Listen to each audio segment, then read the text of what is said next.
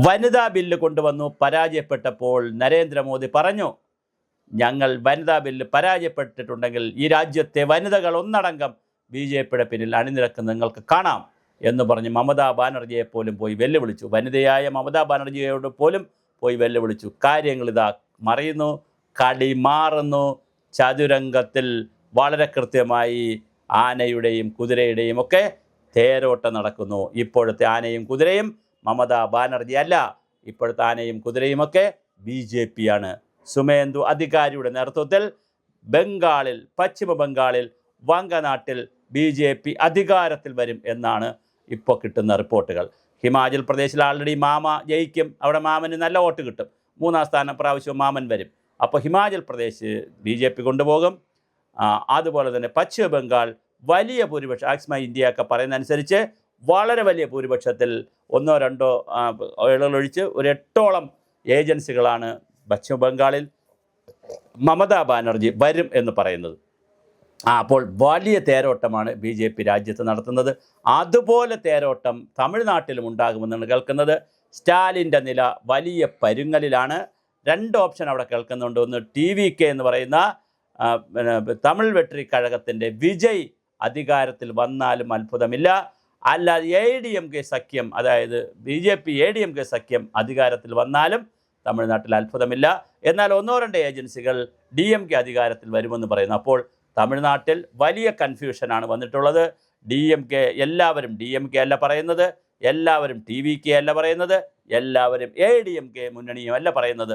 3 കക്ഷികൾക്കും സാധ്യത കൊടുക്കുന്ന വ്യത്യസ്തമായ എന്താ വന്നിരിക്കുന്നത്, പിന്നെ സർവേ ഫലമാണ് വന്നിരിക്കുന്നത്. എക്സിറ്റ് പോൾ എന്ന് പറയുന്നത് വോട്ട് കഴിഞ്ഞതിന് ശേഷം നടക്കുന്ന എക്സിറ്റ് പോളിൻ്റെ കണക്കനുസരിച്ച് 3 മുന്നണിക്കും വലിയ 3 ടീമിനും 3 മുന്നണി, വിജയ് മുന്നണിയല്ല, ഒറ്റ പാർട്ടിയാണ്, 3 കക്ഷികൾക്കും വലിയ സാധ്യതയുണ്ട്. അതേസമയം പോണ്ടിച്ചേരിയിലാണ്, പുതുച്ചേരിയിലാണെങ്കിൽ ഒരു സാധ്യതയില്ല. BJP മുന്നണിയാണ് അവിടെ ഭരിക്കുന്നത്, BJPയും കൂടെ ഉള്ളൊരു മുന്നണിയാണ്. അത് ലോക്കലായി അവരങ്ങ് ഭരിച്ചു പോകും, അവിടെ പിന്നെ വലിയ കാര്യമില്ല. എങ്ങനെ നോക്കിയാലും ഈ രാജ്യത്ത് BJPയുടെ തേരോട്ടമാണ്. ബംഗാളിൽ BJP പിടിക്കുന്നു, ഹിമാചൽ പ്രദേശിൽ 3-ാം വട്ടം എത്തുന്നു, തമിഴ്നാട്ടിൽ വളരെ വലിയ വോട്ടിംഗ് പാറ്റേണിലെത്തുന്നു. ഇനി ADMK ആണ് അധികാരത്തിൽ വരുന്നതെങ്കിൽ BJP ചിലപ്പോൾ അധികാരത്തിൽ വരാം. കേരളത്തിൽ 5 മുതൽ 10 മുതൽ 14 വരെ സീറ്റിൻ്റെ കണക്കിൽ BJP കയറി നിൽക്കുന്നു. അപ്പോൾ ഈ രാജ്യത്ത് വലിയ തോതിലാണ് BJP നിൽക്കുന്നത്. ബംഗാളിൽ 3-ാം തവണ, അതായത് 4-ാം തവണ 11-ലും 16-ലും 21-ലും മോദി ഇവർ ജയിച്ചെങ്കിൽ, നമ്മുടെ മമതാ ബാനർജി ജയിച്ചെങ്കിൽ 11-ൽ 1 സീറ്റ് പോലും ഇല്ലാതിരുന്ന BJP 16 ആകുമ്പോൾ, 5 വർഷം കഴിയുമ്പോൾ 3 സീറ്റിൽ ജയിച്ച BJP 21 ആകുമ്പോൾ, അതായത് കഴിഞ്ഞ തെരഞ്ഞെടുപ്പിന്, അസംബ്ലി തെരഞ്ഞെടുപ്പിന് 77 സീറ്റ് പിടിച്ചു. 10-12 MPമാരെയും അവിടെ നിന്നുണ്ടാക്കി. ചെറിയ കാര്യമല്ല, വലിയ മുന്നേറ്റമാണ് BJP ഉണ്ടാക്കിയിരിക്കുന്നത്. സുവേന്ദു അധികാരിയുടെ നേതൃത്വത്തിൽ അമിത്ഷായുടെ ഒരു ചാണക്യ തന്ത്രവും മോദിയുടെ ഒരു വ്യക്തിപ്രഭാവവും എല്ലാം കൂടി കൊണ്ട് വലിയ മാറ്റമാണ് അവിടെ നടന്നിരിക്കുന്നത്, BJP കൊണ്ടുവന്നിരിക്കുന്നത്. അതിലൂടെ ഒരുപക്ഷെ സംഭവിക്കാൻ പോകുന്നത് ബംഗാൾ പിടിക്കുന്നു BJP എന്നുള്ളതല്ല, ഹിമാചൽ പ്രദേശും ബംഗാളും ഈ പറഞ്ഞ പുതുച്ചേരിയും പിടിക്കുകയും കേരളത്തിൽ സാന്നിധ്യം ഉറപ്പിക്കുകയും ചെയ്താൽ ഇന്ത്യ മുന്നണിയുടെ ഭാവി എന്താകും എന്നുള്ളതാണ് വളരെ പ്രധാനം. CPMന് അവിടെ കെട്ടിവെച്ച കാശ് കിട്ടത്തില്ല. കോൺഗ്രസ്സിന് അവിടെ 1-2 സീറ്റാണ് എല്ലാവരും കൂടി പറയുന്നത്. എല്ലാ സർവേയിലും 1-2 സീറ്റാണ് പറയുന്നത്.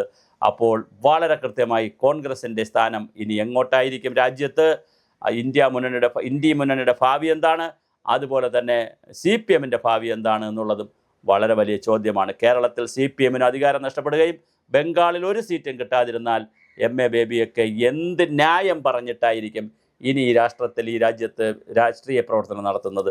വളരെ പരിതാപകരമായ ഒരവസ്ഥയിലൂടെയാണ് രാജ്യം കടന്നു പോകുന്നത്. എന്തായാലും പ്രതിപക്ഷമില്ലാത്ത, കോൺഗ്രസ് ഇല്ലാത്ത മറ്റ് പ്രതിപക്ഷ കക്ഷി, ആം ആദ്മി പാർട്ടി നാശക്കോട്ടയായി.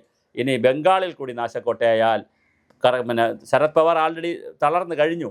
ഇന്ത്യയിൽ കോൺഗ്രസ് അല്ലാതെ ഒരു പാർട്ടിയും BJPയെ എതിർക്കാനില്ലാത്ത, പ്രതിപക്ഷമില്ലാത്തൊരു ഇന്ത്യ വരും.